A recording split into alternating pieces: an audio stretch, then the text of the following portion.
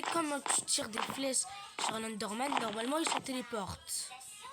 Du coup, je vais vous faire un exemple. Je prends un Enderman, je tire dessus, il se téléporte. Il est vraiment... Il est pas où là?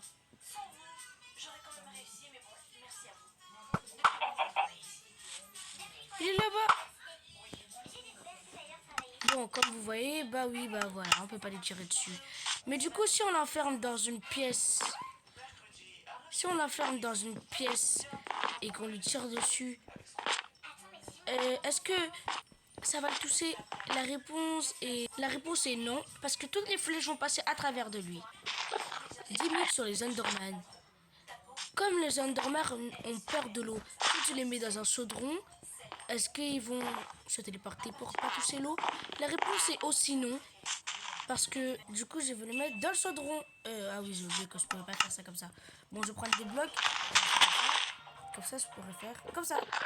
Regardez, ça lui fait rien. On dirait il fait un bain. C'est quoi ça?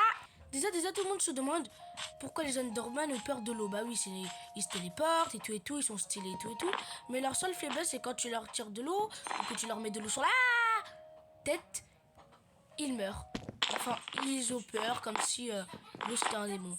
À ce qui paraît, dans une petite vidéo que j'ai vue, il y avait un monstre d'eau et les Enderman avaient vraiment peur d'eux. C'est pour ça qu'ils ont peur autant de l'eau. Parce qu'ils ont peur que le monstre d'eau apparaisse. Et pourquoi les Enderman ils se téléportent? Qu'est-ce qu'il peut avoir à l'intérieur d'eux? À l'intérieur d'eux, il y a un portail gun. Je sais que vous allez vous dire c'est bizarre.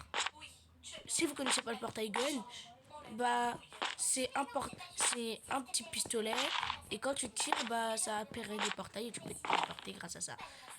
Bon, c'était 10 minutes sur les Enderman. Ah, abonne-toi.